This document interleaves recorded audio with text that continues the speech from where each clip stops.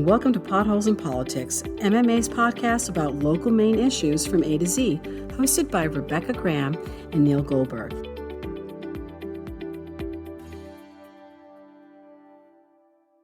My name is Jo-Ann Larino-Greves, and my voice will greet you when you call Maine Municipal Association, or I'm the person who will greet you when you participate in meetings or training. This episode will give listeners some background on what we do at MMA for our members, and as MMA's front desk ambassador, I'm going to share one thing that I cannot do for municipalities or the general public. The one thing that I'm unable to do for anyone is to find out which employee or department called you if MMA's phone number shows up on your phone as a missed call.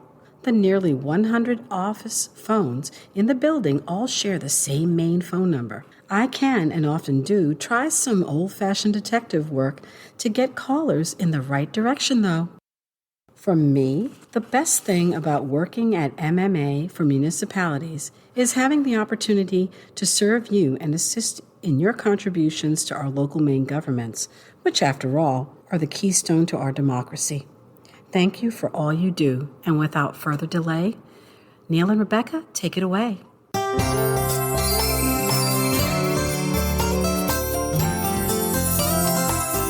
Thanks, Jo-Ann. Jo-Ann brought up a really great point that is really embedded in MMA, and that is the core belief that local government is a fundamental component of the democratic system of government. And we are dedicated to assisting local governments and the people who serve in local government in meeting those needs of the citizens and serving as responsible partners in that intergovernmental system. And I think that's what we're going to dive down into in our podcast today, which is going to be MMA 101. Our opening salvo, our opening statement about MMA, that MMA is a voluntary membership organization offering an array of professional services to municipalities and other local governmental entities in Maine. MMA is a nonprofit, nonpartisan organization governed by an executive committee elected from its member municipalities. And if you think that sounds good, it's because I didn't write that. That is the official MMA description on our website. And so I thought it'd be useful to begin this podcast by sharing some of those words. Yeah. Any of that stand out to you, Rebecca? Yeah. So the one that we encounter all the time, because I consistently add it in our statements and our testimonies, is that we are nonpartisan, we are member driven, and our positions are carried and informed exclusively by those members. In, lamenting some of our legislative duties, sometimes what we keep always cycling back around to as an advocacy team is we know we're nonpartisan because regardless of who's in government, everyone thinks that we are on the opposite side. So that probably is a clear indicator that we're just carrying forward the consistent message, which is about the importance and the needs for municipal government, which is also largely elected without a party system. It's a nonpartisan system as well. We are going to focus on all of the services that we provide our members and also our associate members in a number of ways in which we like working with municipalities. So we've got a few recordings. I have had a great conversation with Peter Osborne, who is our new Director of Educational Services and Trainings. And what I liked about this whole particular episode approach is that because we work with the legislature so much and state government, it really gave us the ability to leave our offices and go out and actually talk to the other areas of MMA because we do operate in so many different spheres. So I really loved having conversations with folks that I don't normally get to talk to. So I'm really excited about that part of this as well. It's been a great process getting ready for this podcast today. There was just so much that I learned about our own association, never knew. And it reminded me that when I was first hired, I was asked to do a little carousel tour of all of the departments. I think it was week 1 or week 2. And so I wish I could actually go back and do those interviews again and sit down with the directors and staff and have a much better and richer understanding of what they do and are doing. And so preparing for this episode was sort of like that. Yeah, absolutely. You were actually more disadvantaged, I think, probably than I was in that regard because you were kind of a under COVID hire. I remember that also being a very whirlwind experience, being dragged through the entire building and being like, wait, what? And I'm still always surprised by the amount of services that we're providing. Didn't know, don't always know. So I think this is a really good way for us to also get to know outside because no one knows what we do either. So it's been a great way for us to describe what exactly advocacy does. Before I started doing research, I wrote a list of things that I knew about MMA. And surprisingly, that list was a little short. And so I'm going to toss a few out there. I bet you know most of these, and you can fill in any gaps if I've missed. Founded in 1936. Our address for people out there is 60 Community Drive, Augusta, Maine. And Rebecca, I don't know if you can shed any light on this, but I believe the land on which our building sits used to be part of the UMaine system. We are kind of situated, surrounded by the UMaine campus. So we've got all of the fields on one side, the UMaine parking lot on another side, and then the nursing school on the other side. So we kind of are this carve out between that and the interstate, which sounds like the ocean if you open the windows and close your eyes. We'll have to put this in the fact check section of the description, but there's I think a pretty fun story of a land swap with the UMaine system. Worked out for everybody. Another fun fact, we have a 99% membership rate amongst our stakeholders, 487 municipalities. We represent about 485. Yeah, I think that probably is a testament that we are doing what our members need. And I can hear Kathy saying we always want feedback on how we can do that better, more, or what other services are out there. And we are always willing to be diving down into that, which we have done recently. And the conversation that I have with Peter will look at how we are evaluating that on a regular basis as well. Peter, by the way, one of our employees, but few people might not know this. We have over 100 employees or so, maybe more. I thought we were around 110, but it definitely could be more as we are trying to kind of expand some of those training services as well, how we can better deliver in response to the gaps that were uncovered in municipal training in the entire state landscape. So really about building upon those and filling those in. The largest department, I'm pretty sure about this one, is the RMS, the Risk Management Services. People sometimes overlook that, but a very busy hallway.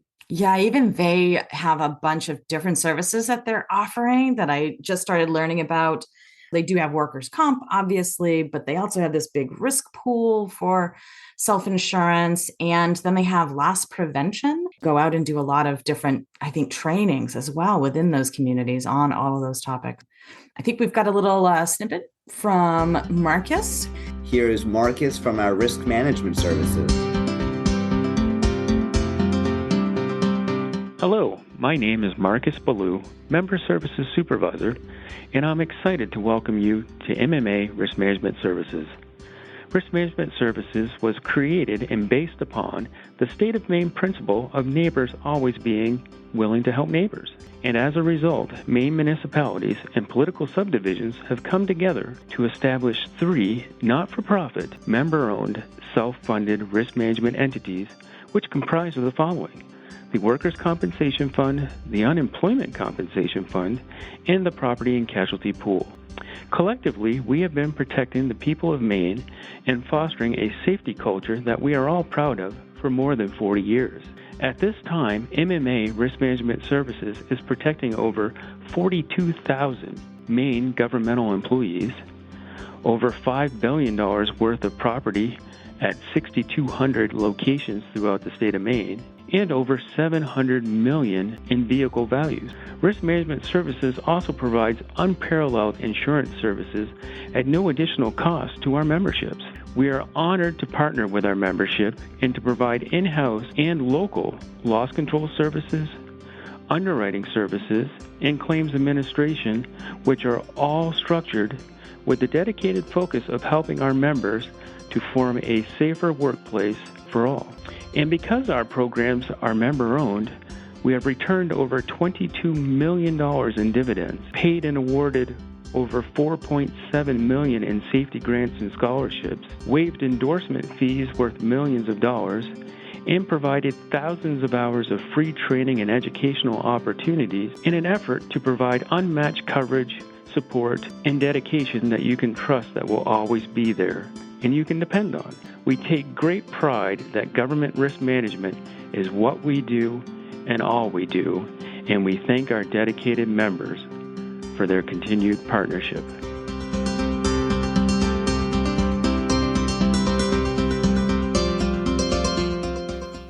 Thank you, Marcus. That is a truly polished podcast persona that you have there. And so we will have to have you back in future episodes. Yeah, Marcus is an interesting character. Is that what happens when you mix in a surfer? You get municipal risk management. It makes him very well tuned in to the risks inherent. Returning to Marcus's introduction for a moment, one thing that really jumped out at me was the sheer value of property in which RMS is insuring. To highlight those numbers, that was $5 billion with a B in property value insured and $700 million in vehicle value. That is a lot by almost all standards. So MMA does have a few other departments, and maybe while we're on the topic, we should give a brief... Hold on one second. Ooh, MMA's we've got a calling. phone call. Hello?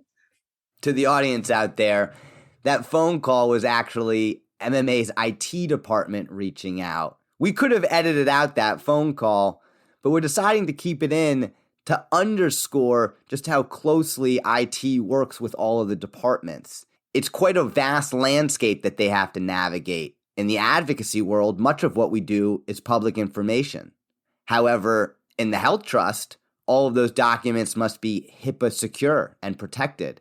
The legal department needs to ensure that attorney-client privacy is maintained. And so IT has to navigate all these different internal boundaries while at the same time keeping us secure from external cybersecurity threats and making sure that all of these new remote and hybrid workers are able to continue their work from a distance. And so thank you to them, and we'll take a quick pause to let Rebecca and the IT department work a few things out. Yes, because Rebecca loves to break everything that they put in our way.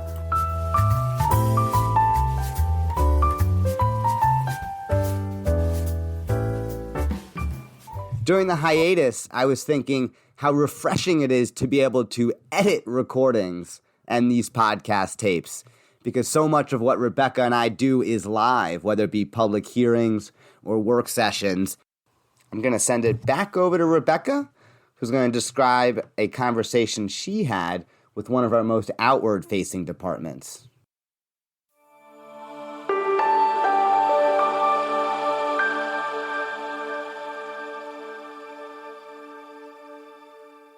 My conversation was with Director of Educational Services, Peter Osborne, which was a really fabulous conversation. And I'm really excited that he's on board, not only because he is a fellow motorcycle rider and historian, but because he really gets the service orientation and the need and importance of local government. So he's got some big projects underway. He is working with our members directly on a very consistent basis. Yeah. We are here with Peter Osborne, who is one of the newest members of Maine Municipal Association. Peter, what is your role here? Yeah, so I'm the new Director of Educational Services here at MMA. Do you have some sort of vision that you're trying to pull together for the future for? That's a good question. The answer is yes.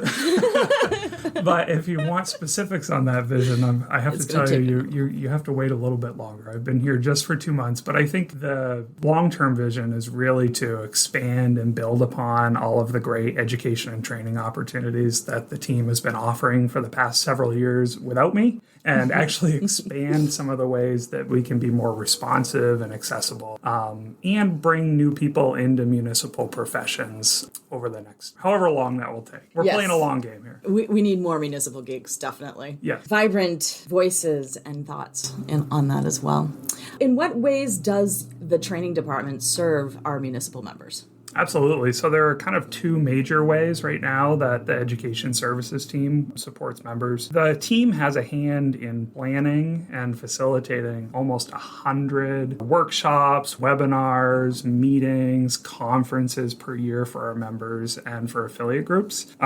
And this includes, most notably, probably the MMA annual convention, which I would be remiss if I didn't remind listeners is taking place this year in Bangor at the Cross Insurance Center, October 5 and 6. So mark your calendar, make a plan to be there. Hope to see you there. In person. Yes, but our other offerings also run the gamut from in-person workshops that are really focused on new elected officials, to our municipal HR and management conference, to virtual and recorded webinars on topics like broadband expansion, labor and employment law, and almost everything in between. And currently we're working on implementing some recommendations from a curriculum inventory and gap analysis that we conducted with a consulting group, Barry Dunn, and really in the planning stages of expanding education training opportunities even further. So stay tuned. This is exciting. It is exciting. Yeah, it's always been fascinating to me, the depth, and I think we touched upon this earlier in our first episode, the depth of areas in which municipal officials need to be proficient in, which is an incredible spread of services, everything from what you would typically think are fiduciary and budgeting to even things like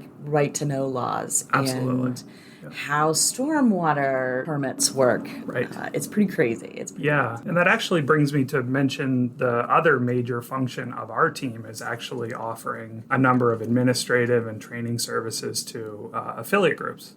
So affiliate groups are really municipal professional groups. For example, the Maine Town, City, and County Management Association or the Maine Fire Chiefs Association. So we actually have contracts with currently 13 of those groups to provide a number of administrative and support and training services. And that's actually a good way, I think, for MMA and for the education services team to really stay up to date and stay in touch with the various professions that are represented in municipal government, so that we can be responsive and be really in tune with what their training and education needs are. Yeah, I know those affiliate groups are key for me when I'm doing legislative advocacy for understanding the intricacies of the pressures. That it seems like a really great public policy proposal that comes forward, but not actually understanding how that translates on the ground and how operationally that impacts those folks. Without that information, my job would be much harder, but public policy would nowhere, well, arguably,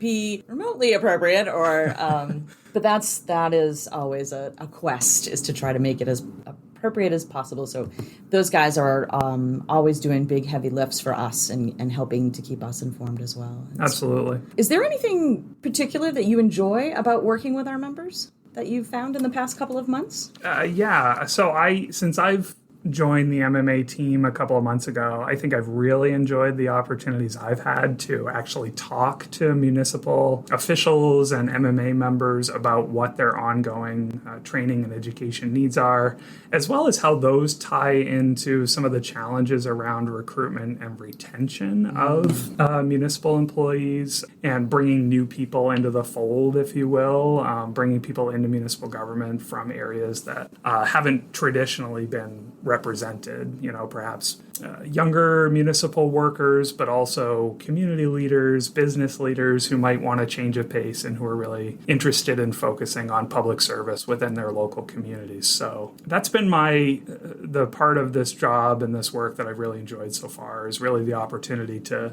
get to know our members and understand how we can serve those who serve local communities in Maine.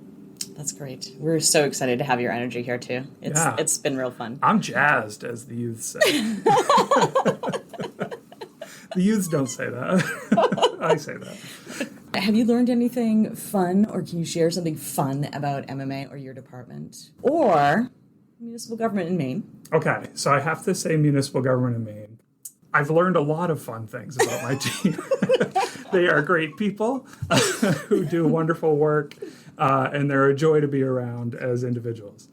But that wasn't really surprising. What did surprise me was when I learned something about the history of town meetings. And I learned that the history of town meeting form of government actually goes back to the 1630s. And at that time, not only were you required to participate in town meeting, you could be fined if you did not. So that, as a history nerd, that was my most surprising fact about municipal government. Do you know where the first town meeting was held in Maine? York. Nope. Where? Twing Point in Dresden. Is that so? Well, look at Dresden. Being all historical. I know. It's pretty amazing. Yeah, that's great. And what I find fascinating is that it has endured in a large, vast of our majority of our municipalities for so long. Arguably with less participation probably than in the 1600s. Yeah. But Well, what you see now, like my town, the town of Jay, actually conducts their town meeting by secret ballot, which probably, I would say, elicits more participation. But you miss out on the drama and the intrigue and the kind of the community feeling of everyone coming together once a year to talk things through and set priorities and obviously approve budgets and warrant articles and all of that. But I think it's more, I guess, the symbolic community function of town meetings that I think is also important in addition to the legislative stuff. my town of Edgecombe only does the school budget by secret ballot. So everything else is line by line vote. And the conversations are always interesting, but our moderator always opens with reading a newspaper article from the 1800s about the town meeting and how much it continues to be as contentious. And it's always quite amusing, but it always ends up playing out. So I don't know if it's the reading of that makes it play out, or if it's just the nature of town meeting in general. Well, I think maybe the reading sets the stage for like the reality of what everyone is there to do, right? I mean, town meeting is objectively the purest form of democracy. And, you know, that doesn't exist everywhere. And I think it's a responsibility that we as citizens have to take seriously. And I know most everybody does. So I think maybe the newspaper reading is a way to kind of set the stage and just, you know, let all the citizens know and really set the context for, you know, this is important work and we may have disagreements, but ultimately we're here to do important work for our municipality. And our entire community. Right.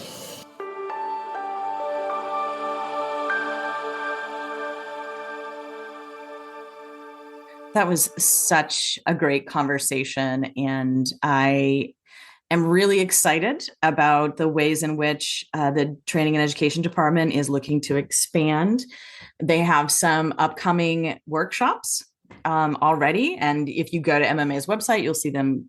First 3 actually that are scheduled coming up in the next month is kind of an indicator of the pressures on municipal government as well.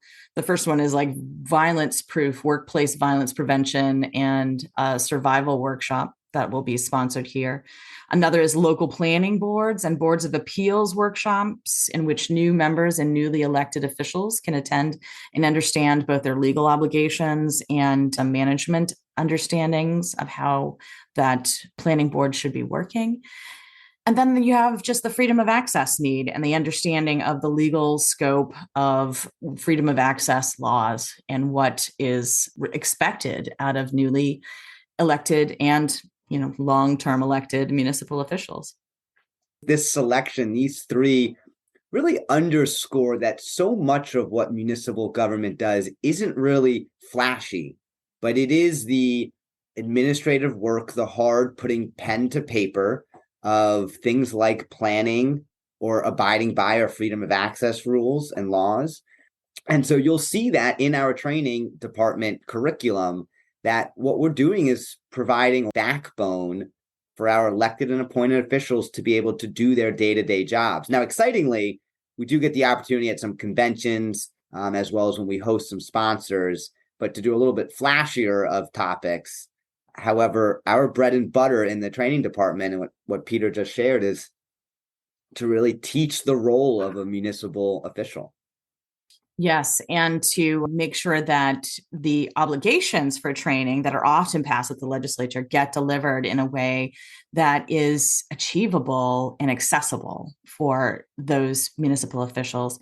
As municipal officials get elected, they are expected to become experts in a number of different areas. And there's no end to the education that one could receive. And I just think about how daunting that must be to try to understand the role of code enforcement. Those affiliate groups and those affiliate group needs are really important as well that Peter highlighted. So even apart from that, we also have other services that intersect with municipal official duties. For instance, we have a personnel services group that's headed up by David Barrett, and they do everything from labor relations and personnel testing to looking for professionals to fill large-scale vacancies within their municipalities. David Barrett, Director of Personnel Services, has a busy job right now. Certainly a lot of professional searches going on throughout the state. I think last I heard there were almost 40 towns or cities that were looking for a manager or a city or town administrator. And so he is involved in many of those searches, as well as just a quick mention and a thank you to David. I believe he served as our interim executive director recently, and so filled in and stepped in while MMA was in a bit of a transition period. And we were in good hands during that transition. So thank you, David. Yes, we were. And we are in good hands now, too. Well, speaking of leadership, I'd be remiss not to give a shout out to Steve Gove, MMA's most recent former executive director, who dropped us a note to say that he found our podcast. Shout out to Steve if you're listening to this one. We were going back and forth in email about hammock mush brain, which is, I guess, what people start to dabble in when they hit retirement. But Steve is clearly still close to municipal government if he found our podcast, stumbling across it on the interwebs. Absolutely. I think that just highlights that once you are a municipal geek and a municipal advocate or fan, which is where he started out actually in advocacy, you stay that way, I think, for the rest of your life. Glad to know you're listening, Steve. So another department that we have here at Maine Municipal Association is our Maine Municipal Employees Health Trust. And this department deserves a little extra explanation because it does stand at arm's length from the association. MMA is actually the plan administrator for that health trust, and it operates under its own board of trustees. Rebecca, just in general, what do they do? What does that department provide? They also do everything from add-ons for dental and income protection, life insurance, long-term disability, vision, all of like those employee assistance program pieces that tie into healthcare and the health needs of our members and our affiliate groups as well. So it's a widely used service for most of the municipalities and employees in the state. This is actually one of our more popular services. I think Rebecca said it, but most of our members are receiving health benefits for their employees through our health trust. But it's also a draw for some of our affiliate members and our patron members as well. So this health trust service or health insurance is offered to county officials, as well as regional planning commissions, council of governments. They're all eligible for health insurance through that department. Yeah, and it's a self-insured trust as well. So what they are committed to doing is, being a real sound financially managed provider. And they also try to alleviate some health issues before they become issues. So they do benefit education as well, offer some services that either supplement or keep municipal officials and their employees hopefully healthy and happy. That's where we get our health insurance from as MMA employees. And I love knowing that if I ever have a claim or I need a question, my insurance rep is just right downstairs. Yeah, we can't physically go in there, but when we do the intercall, it definitely is nice. It is not that typical insurance experience that you get with sitting on hold and having somebody in a very distant location in a call center answer that line. One of the other bigger sections of MMA that our members use on a regular basis is our legal services.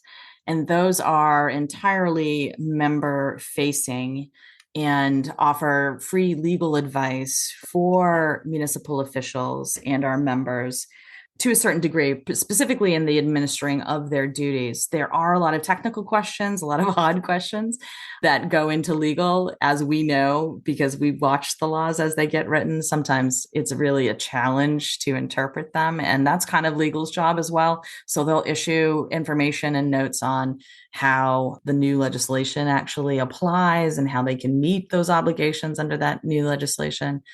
They'll also direct them to go to municipal council when it is a really location specific issue rather than a larger, broader municipal issue. I'm always so interested in what legal does because of that sort of attorney-client protections. They really can't disclose a lot to us. And so you're always wondering what goes on behind those closed doors, but they are hard at work. And so for a little explanation from inside the department, here is Staff Attorney Breana Gerson.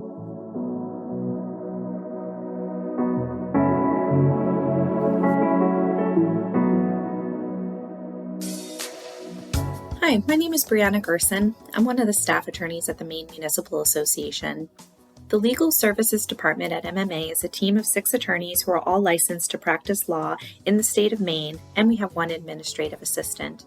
While many municipal associations in the country provide generalized legal guidance to municipalities, MMA is one of the only associations with a staff of attorneys that provide direct legal guidance to member municipalities free of charge.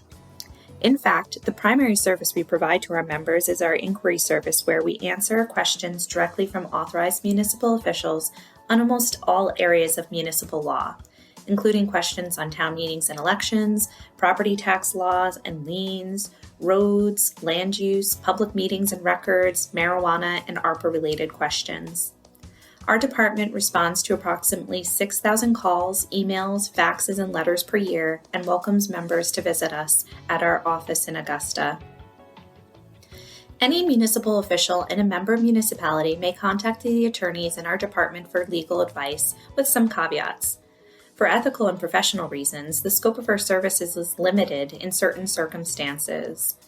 For example, we cannot provide personal advice to municipal officials. We can only weigh in on questions that concern a municipal official's own authority or responsibility. MMA Legal Services also drafts and maintains numerous educational publications, including in-depth manual on key municipal topics and guidance on more discrete topic areas, such as our information packets and legal notes that are published in MMA's Maine Town and City. Our written guidance contains links to statutes, outside resources, as well as sample ordinances or policies drafted by our department. MMA Legal Services also hits the road, or at least we did before COVID, to present at workshops across the state. I like to think of MMA Legal Services as preventative legal care for municipalities. Taken together, our educational and inquiry services keep municipal officials informed of the various laws and requirements that are incumbent on municipalities. It minimizes the amount of time and costs associated with contacting private legal counsel and expands legal assistance to municipalities that would otherwise not have access to legal assistance. MMA Legal Services is a truly unique legal department. Since our department works in shifts, each attorney is well-versed in all areas of municipal law and have had the opportunity to work with all types of municipal officials in every part of the state. Moreover, we pride ourselves on collaborating with each other, state agencies, and the private bar to provide sound and efficient legal advice to our members.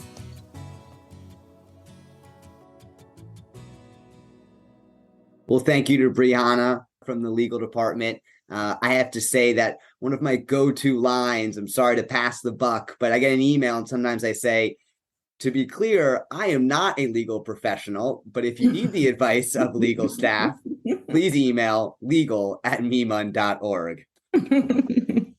Yeah, it's really great. I know as a municipal official in my own community, I am constantly asked because of my role legal questions. And I said, you know what? You have free legal services. That is a call for MMA. So let's put that call into MMA legal.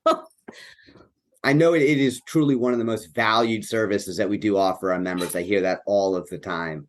And they support a lot of what we do in advocacy and communications as well.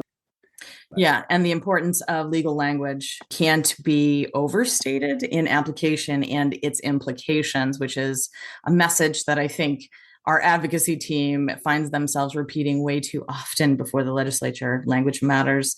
And here is the group that understands where the rubber meets the road and how that application plays out. So they're pretty vital, even within the construction piece of legislation. Truly committed attorneys to what they do.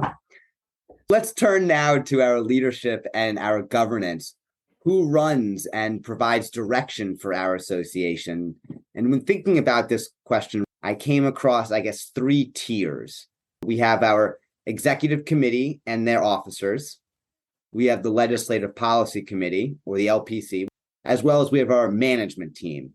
So the executive committee sits at the top of our governance structure. They're the ones that give our association its true direction.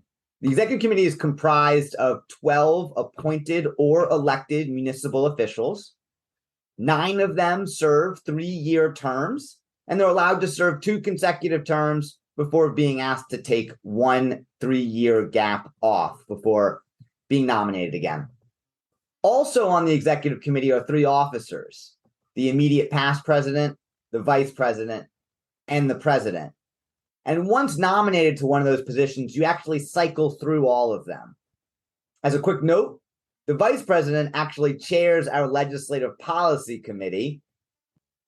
Yes, and they also have the conduit of our executive director, Kathy Conlow, informing them on their monthly meetings about all the workings of MMA, getting their feedback on directions in which our organization should be moving in all of its respective areas as well, and hearing proposals that staff may have or efforts that we might want to take forward that really should have that executive committee oversight.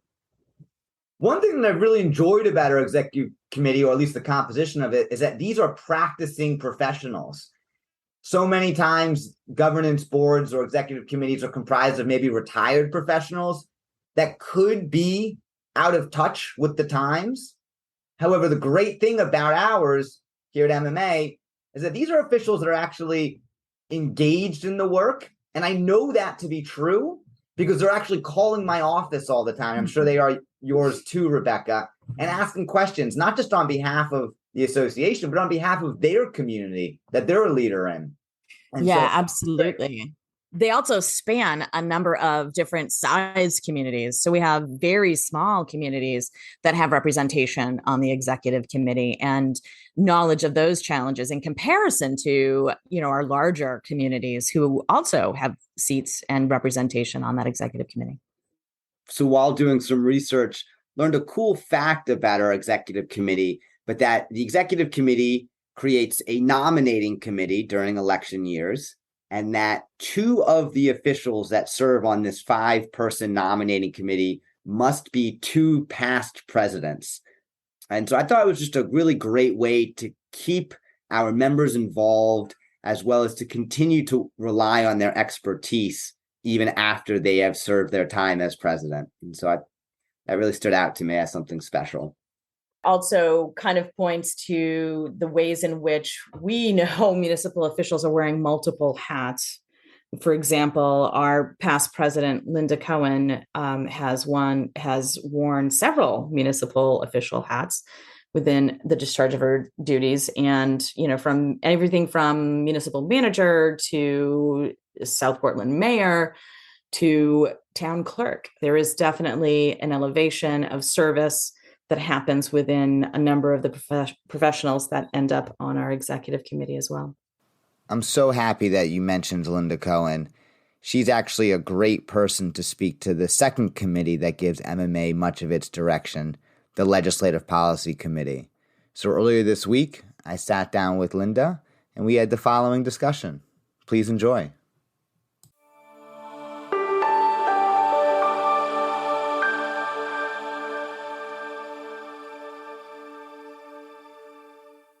I am here with Linda Cohen.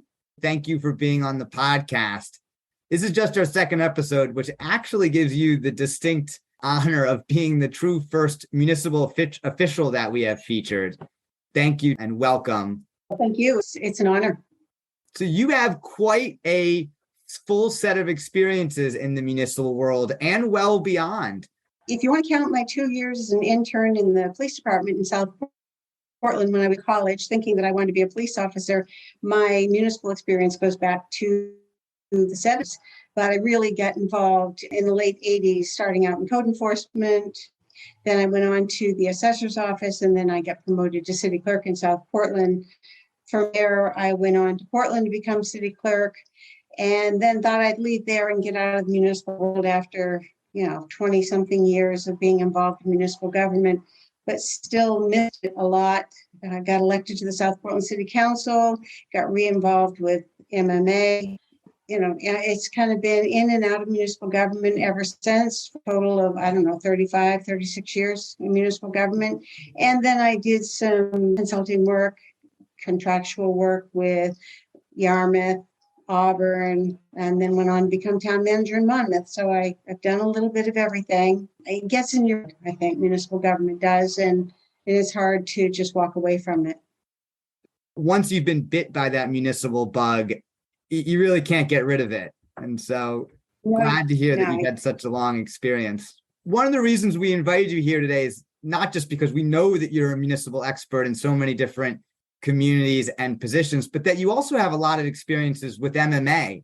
What were some of those early experiences like?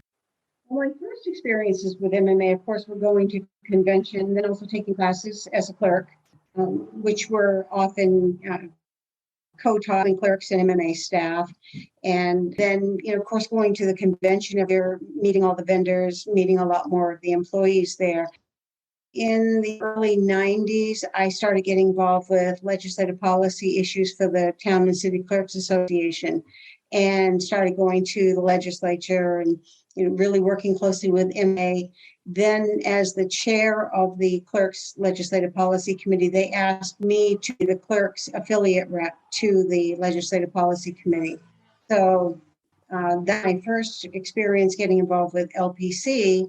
I didn't have a vote at the time, but I was pleased that I was respected enough by many of the managers and other officials that they would often ask my opinions about election issues or any of the issues that affected the municipal clerk world.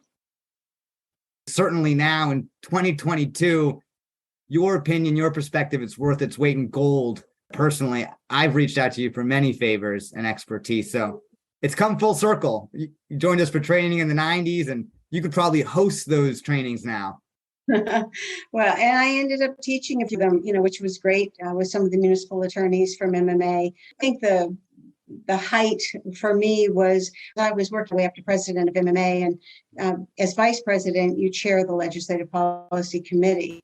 And for me, having come from a position of having no vote at all to then representing South Portland and Portland as an alternate sometimes and having a vote, and then eventually being the vice president and leading that group, that was quite a journey for me and one that I really am proud of. To the audience, Linda just teased that she's actually served many of the leadership positions at MMA, starting as vice president and then the immediate past president still serves a role on the executive committee. To hone in on the LPC a bit, would you mind just sharing how that committee is formed, who sits on it, what their charge might be?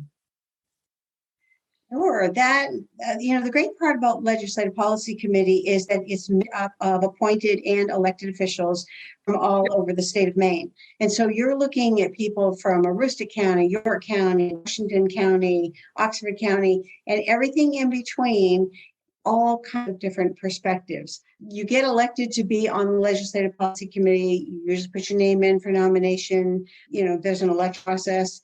You get on there and then you meet, depending on what's going on, whether the legislature is in session or not. Sometimes it's a matter of coming together, everyone, and deciding, what's our focus for this year? What do we think are the main things that we would like to get forward or get passed at the state level? It could be just as simple as, putting stickies up on the wall and then figuring how many of those we've got and where the most of them lie, whether it's, road money or state revenue funds or anything in between. But it's people from all kinds of different backgrounds and all different kinds of communities coming together, and they're all representing their own place we're coming from. And yet I've always found, for the most part, that everyone comes together as a group to do what's best for municipalities of Maine as a whole. And I've not, obviously in any group, there's going to be egos and, people who think they have the answer for everyone. But I found a lot of respect there. People from the big cities listen to people from the small towns and vice versa. It can be hard because you're coming from a different place. When you're the city of Portland, you're facing different things than, someone from Machias maybe. And I think the way that committee comes together, we would break up, we would have subcommittees, we would each have a certain part of the bills that were affecting municipalities that MA staff had, laid out for us. We'd discuss them, we'd decide whether we would consent calendar and bring them forward to the full LPC committee, or maybe we couldn't come to a decision in committee or subcommittee, and then we would bring it forward for a full-blown discussion. Once you have the full committee coming back together, anyone can pull something off of those consent calendars if they really want to flesh them out more and discuss them, or sometimes it's just a matter of getting information. Then we vote. It's a very democratic process run by parliamentary procedure. It just works. It just works. We come out of there with direction for MMA's legislative staff, telling them this is how we want you to approach this, either for, against, or neither for nor against. We want you to provide information because we feel that it's important that MMA be at the table. And it's a good process. What you would call mutual respect between everybody, what really steers it forward. From your first experience with it, you said you didn't have a vote, to being vice president. Had you seen it change? What sort of trends might we see in the LPC? When you're sitting there with no vote and you're new, you're coming in, and it's a little intimidating. Town and city managers who've been in the business for 20, 30 years or more. You've got elected officials from all over, but then you've got some people who are brand new to the process, and they're as green as you are, and you're learning and you're thinking, wow, this is huge. You can come into it, you're probably thinking just about your community that you're representing or your district. All of a sudden you start to hear everyone talking and you go, whoa, I never thought of it that way, or I never saw it that way. And I think that that's still there. I think the harder it has become for municipal officials to do their job in the environment we're in now, the more that they have worked together at the Legislative Policy Committee level. If there was any change at all, I found people more willing to listen, more will compromise, and more willing to support what was good for someone else, even when it didn't, personally themselves. For example, it often comes up with broadband. Are there any others? I think you had mentioned road funding. Any others that come to mind that there's some kind of give or take? And thinking about when the Maine Turnpike Authority wanted to do the new bypass road for Gorham, that's coming up here, hopefully within the next year or so to be constructed. And that came for MMA because it impacted several municipalities in our area. And to believe in climate change and doing everything that we possibly can to get people to commute another way. When you're working in town and you live in Gorham or that whole area out there, you got to bring your car. There were people, I think, at the time who really didn't want to see another bypass, another exit off the turnpike. They thought that it was just going to encourage more people to drive more cars. And, several of us, and I was vice president that year, so I couldn't really say anything until after the vote because I didn't get a vote and I'm not supposed to try to persuade people. But enough of the managers and the elected officials in this area got up and spoke that they were able to convince the majority of others at the LPC to support that bill when it went forward. And so, that was a time when we came in and we had some opposition. And sometimes it's just a matter of listening and learning and understanding how something is impacting somebody else. So that I think that's the most recent example I can think of. Lastly, is there any advice you would give to other municipal officials that might be interested in this process? Definitely read the bulletins that come out from MMA. Also read Maine Town and City so that you can see the updates on any LDs that affect municipalities. I think get involved. You're afraid that Legislative Policy Committee is going to be too much of a commitment. It really isn't. You can go and be part of a subcommittee and then do the full committee after that. But it's so valuable, I think, to get involved. You learn a lot about MMA as well, but you also learn a lot about our state. And besides which, if you, especially for managers, I think, and other municipal appointed officials, if you're thinking that your career may take you on to other municipalities down the more that you can learn from this process, the more you take with you to that next. So it's a win-win all the way around, and it's good for your municipality to be involved. Well, Linda, it's been a real pleasure to have you here today. We've really undersold just how much you've been a valuable part of MMA's work. You are a true municipal superstar. Always appreciate our conversations. Well, thank you, Neal. I'm always happy to help. MMA's always been good to me.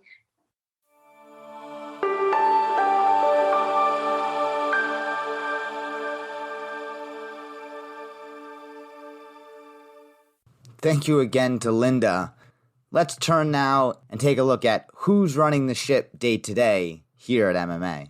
I was thinking about our management team, that we do have an internal management team comprised of MMA employees. They're mostly department directors on that management team, and they're the ones that are coming together and with the green light and approval of the executive committee, really bringing forth those projects to the staffers that work in their various departments. And so I'm always eagerly awaiting sort of the agenda and meeting minutes of those management team meetings.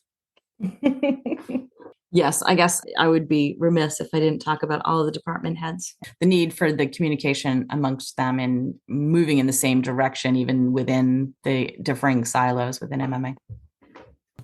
Before we conclude today, it's time to share our municipal good news stories. So I'll kick it off. For the first time since the 2019 law Non-Wires Alternative Agreement was enacted, local power companies are going to be using energy efficiency upgrades and energy storage as an alternative to upgrading the transmission corridor with taller poles and higher voltage lines. This is occurring between a 5-mile corridor through Brunswick and Topsom. And there are estimates that this will save CMP customers an estimated $8.5 million over 40 years. Again, this is the first time such a project has been proposed under this 2019 law, and so kudos to our electrical partners and the towns and state for able to make that come to fruition.